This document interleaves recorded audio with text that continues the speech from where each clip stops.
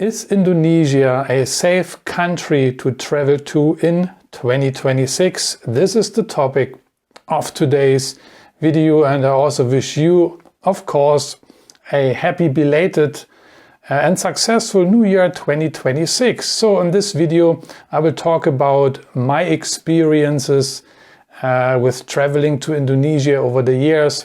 I will share some crime index numbers by certain countries or of certain countries, and I also will talk about some tourism numbers in Indonesia, but also other Southeast Asian countries. So what is my 16-year experiences of traveling and working in Indonesia?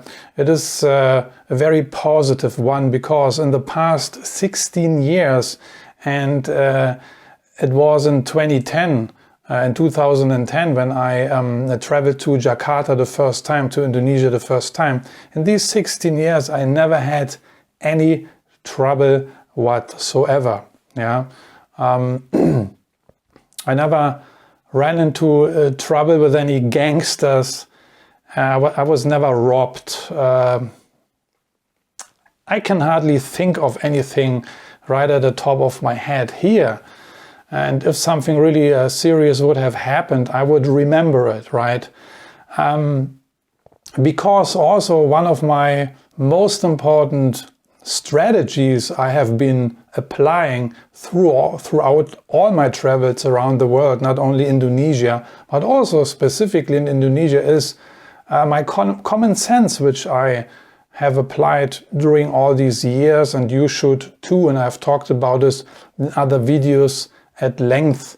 Yeah, what I mean with common sense. So basically, you shouldn't do the things you wouldn't do in your home country. For example, if you live in a city like Chicago, for example, you know, a big city, or Paris or Berlin. You know, I'm from Berlin. So if you live in a large Western city, let's take Chicago for example, because it's a famous example. And would you in Chicago at 3 a.m. in the morning go to certain sketchy or dangerous areas where you know things can happen? You wouldn't. You see, and this is the same gameplay in Indonesia, especially in the larger cities. You don't want to go to crime areas or sketchy areas, you know, where there are sketchy characters. Your common sense would just tell you, you know, number one, at 3 a.m. in the morning, I should be in bed anyway and sleep and rest, right? And I have nothing to do in these places, because it can get dangerous. And don't forget, Indonesia is not a Western country, because many people associate or still associate safety and security with Western countries. But I will run you through the numbers later, and you will see, and maybe you will even be shocked to learn that actually the Western countries, most of the Western countries, are actually way more unsafe than these so-called emerging countries or developing countries. So yeah, so you want to apply your common sense. This is what I have been doing. Yeah, you also don't want to necessarily flash your cash or your jewelry or your wallet or run around with your gold chains. You wouldn't do it in Chicago, you wouldn't do it in LA, you wouldn't do it, I don't know, in other places in Europe or Australia. So this is really my top advice I can give you. There's no rocket science, you know. Don't do the things you wouldn't do in your home country. Don't do these things also in Indonesia, and you will be very, very safe. And I always felt very safe also. Not only that nothing has happened to me during all these years, and 16 years is a very, very long time. I always also felt very safe, because Indonesian people by nature are not hostile or aggressive. Yeah, like for example, certain Middle Eastern countries where they have a different mentality. And Arabic people, for example, tend to be a little bit more aggressive by nature. This is just my experience, because I also lived in these countries and worked in these countries. So good or bad, I leave it up to you. But Indonesians are very welcoming and friendly, not hostile at all, and curious people, you know. So, but of course there are scams. You have scammers also in Indonesia, like in any other country. But I would not say that Indonesia you have to pay special attention or be afraid of being scammed all the time, like maybe in certain South American countries. I don't know. But of course, if you're concerned about these scams, then I'm sure there are plenty of other YouTube videos out there who cover this topic, and you might want to watch these videos. I just want to name two scams here, which you have to look out for. One is the money changers. You have to be a little bit careful with these money changers who are located on the roads, especially in Bali. You know, it happened to me last year that I wanted to change some hard currency cash into Indonesian rupiah. And the guy was so quick with his fingers counting the Indonesian money that I kind of lost track. But I knew about that scam, so they count the money very quickly and they give it to you, they hand it over to you, claiming this is the amount you are able to receive. And if you don't check, if you don't recount the amount this money changer just handed over to you, you might have lost 50,000 or even 100,000 rupiah, which is not much money. It's probably $3 to $6 is still money. You know, imagine this money changer is doing it 10, 20, 30, 40 times a day. So he earns a handsome income, and 100,000 rupiah is a lot of money in Indonesia. Yeah, so this is one thing. Be careful with the money changers and count your money. Yeah, after you receive it, and you might also have still experience some taxi drivers maybe who try to scam you. You know, there are also other scams. So I don't want to go into this scam thing here. It's not a how to avoid scams in Indonesia video. I just want to mention this. But you know, these scams are happening in any other country, especially also in Southeast Asia. So, but there's nothing really to worry about, you know, in Indonesia.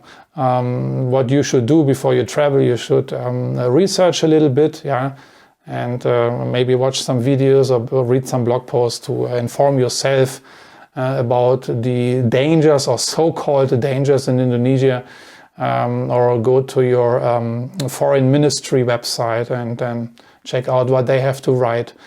Also, another concern for some is the people also from time to time are asking me about, Marcel, is Indonesia safe in regards to medical hospitals, diseases, you know?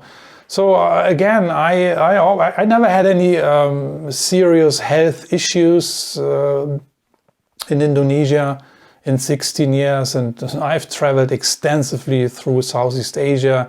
I never suffered from dengue fever, for example, or any other issues. The only things I was concerned with was a normal flu, basically. Yeah. So, but the good news is the healthcare system in Indonesia is good. Yeah. This is my experience by also using these services. It's maybe not on the level of Singapore or maybe Hong Kong, which I would say are very good healthcare systems, but still you have a lot of private hospitals in Indonesia, especially in the larger cities, and these hospitals are good, if not very good. Just last year I did my medical checkup in Bali in a private hospital. The name is Siloam Hospitals. It's a private run company, and really you can eat from the floor. It looks like the lobby of a 5-star hotel. As a matter of fact, some 5-star hotel lobbies look more shabby than this hospital there in Bali. But also in Vietnam, for example, you have great private hospitals. They're so clean. Even in the lobby, they play music there. You have violin players. I have seen that. It's crazy. You will not believe. You cannot find this here in Germany. So good service, efficient service, very affordable also. So if you are a healthy guy or girl, have no health issues, so you don't need to worry anyway. But in case you need medical attention and care, also in Indonesia, you have a good medical infrastructure with hospitals, and stuff like that, private hospitals. Food safety, it's Indonesia, street food and stuff is very popular there. My advice is if you travel the first time, you should be a little bit careful, especially in the beginning. Even it is very tempting to dig in and try all these fancy and crazy and tasty looking street food items. You might have also watched a lot of YouTube videos, of these food vloggers who always praise the Indonesian food. Yeah, the food is really tasty and great variety. But if you are a newbie, be careful. Don't grab anything and shove it into your mouth. So just also apply a little bit your common sense, and things which you don't know or look a little bit suspicious to you, don't eat them. Because your stomach is not used to these spices. And the hygiene level is a little bit different in Indonesia.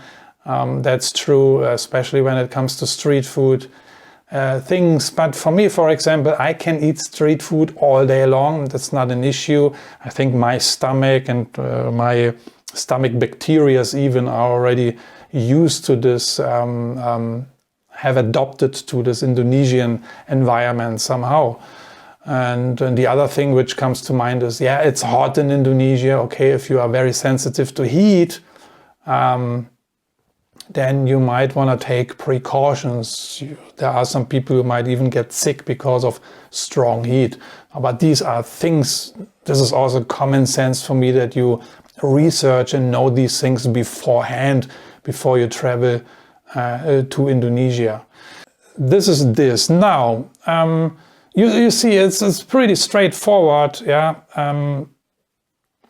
Indonesia also has shopping malls and everything. It has hospitals, it has banks, so the infrastructure is there. So now I want to run you through some crime index numbers here, which I researched. I've mentioned this in some of my previous videos already, but I find it always funny and very interesting to mention these crime index numbers, which I have gathered from a website. You can find the link in the description. Because there is this perception, Indonesia, it's an Islamic state. It's a radicalized country with a radicalized government and radicalized fanatic people. Believe it or not, some ignorant people still believe that, and this is maybe one reason why Indonesia is still very underrated, and they then think Indonesia is full of crime and radical Muslims, and no, it's not a safe place to go. You better stay away, better travel to Thailand or the Philippines, right? But I will run you through the numbers now. I have picked a few Southeast Asian countries just for comparison, and I also have listed here some Western countries for comparison. So we will start with the country with the lowest crime index number according to the website I researched. There are other websites and slightly different statistics. I just could pick only one, but you can do your own research if you want. So the country, the Southeast Asian country with the lowest crime index according to this website and statistic is indeed Singapore. No surprise. And the crime index rate is 22.6. Then Singapore is already followed by Thailand. Thailand is, according to this crime index, a relatively safe country also. The rating here is 37.3, but you see already the gap, 22.6 Singapore and 37.3 Thailand. Then I have Germany here on the list. Germany's crime index is 39.4, followed by Vietnam with 40.8. Then comes the Philippines with 43.1. Then comes Canada with 45.7. You see, Canada is behind the Philippines, Vietnam and Thailand. Yeah. Then comes Indonesia. Indonesia's crime index rate is 46. And then we have Italy with a crime index of 46.9. Interesting. Then Australia's crime index is 47.3. Then comes the UK, United Kingdom, 48.3. Then the United States. The crime index of the United States is 49.2. Interesting, right? That's what I mentioned before. Then Cambodia. That is a surprise to me, because Cambodia is now being dealt during these times as the new hotspot for expats. So, but anyway, Cambodia's crime index, according to this website, is 51.3. And but there is a country which crime index is even higher than Cambodia's, and it is France. Yeah, 55.4. What's going on in France?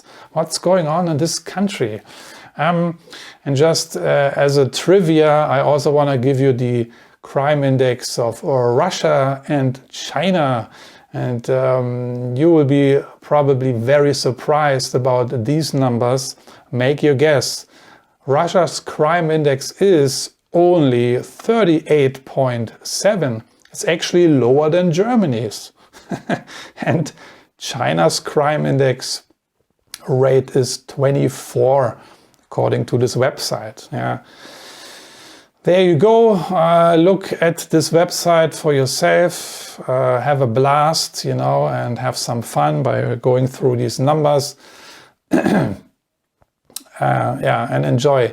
But also, last but not least, as I mentioned, I want to talk about the some tourism numbers, which are also very interesting. Yeah, I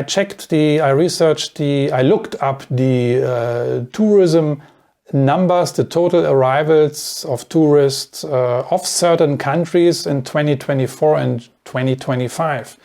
And it's also very interesting, actually. So there we have Thailand with 35 million tourists in 2024, which was a very strong country. But in 2025, last year, the numbers already dropped. Yeah, I will not go into this issue here. A lot of videos out there.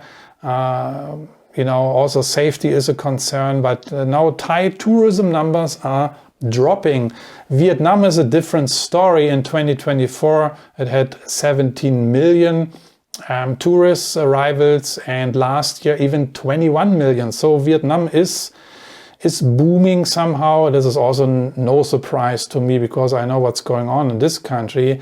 The Philippines, 5.9 arrivals in 2024, but only 5.2 arrivals in 2025, and these 2025 numbers are basically projected, okay, because the final count, I think, has not been done yet. But you see also the Philippine numbers are declining, and some of you guys know why.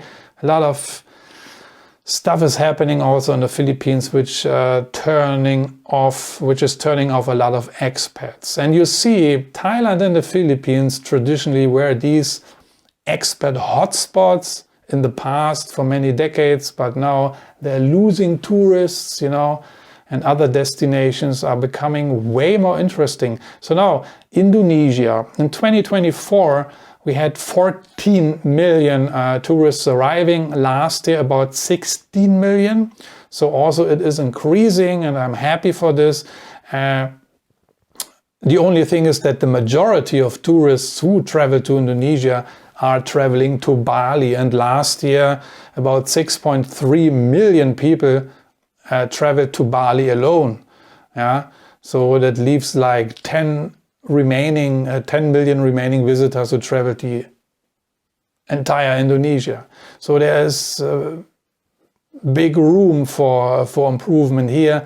So Malaysia had 25 million tourist arrival in 2024 and 40 million, not 14, 40 million projected tourist arrivals in 2025.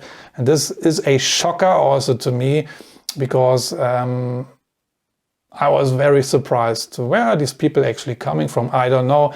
I've been to Malaysia last year a few times, didn't feel like this country is overrun by tourists. But anyway, these are the numbers, and apparently Malaysia becomes more and more popular for very good reasons. I have released videos about Malaysia, and I have many good things to say about this country. I lived there, I worked there. You know, Malaysia is one of my favorite destinations in Southeast Asia still. And then Singapore with 16.5 million arrivals in 2024 and 18.5 arrivals last year. No surprise, but it's a very small country and extremely large tourism numbers. And Cambodia is the last on my list here, 6.7 million arrivals in 2024 and only 5.1 million arrivals projected last year, 2025. And this also surprises me, because there are plenty of expats who are praising Cambodia and claiming it to be the new hotspots, telling other guys and people to leave Thailand and to move to Cambodia. Cambodia is the best, or is better, and the women are better, and this is better, and everything is better in Cambodia. So I'm surprised to read these numbers. Higher crime rate in Cambodia and also lower tourism numbers. I don't know what's going on in Cambodia. I don't know about this hype and why Cambodia is being hyped. I have no clue. Maybe you guys can share a little bit more. But to conclude this video now, to come back to what I said earlier. So you see, Indonesian tourist numbers are rising for a very good reason. Indonesia is a safe country also in 2026. It was a safe country in 2025, and it used to be a safe country at least during the past 16 years when I was arriving in Indonesia and working there. Yeah, Indonesia has a lot of potential. It is definitely way underrated in many aspects in regards not only tourism and travel, but also the women, as I always mention. And it's of course a beautiful country, and it's good to see that tourism numbers are increasing. So with that being said, I'm checking out for today. Thanks for watching. Let me know what you think, and I hope I could diffuse some of these worries or doubts you still had up until now, and you were not sure if whether or not you should travel to Indonesia. No, give it a shot, please. Put it on your list, keep it on your bucket list, and rather skip a couple of these other Southeast Asian countries and put Indonesia on your list. So with that being said, I'm checking out for today. Thanks for watching, and I'm gonna see you in one of my next videos. Take care, bye bye.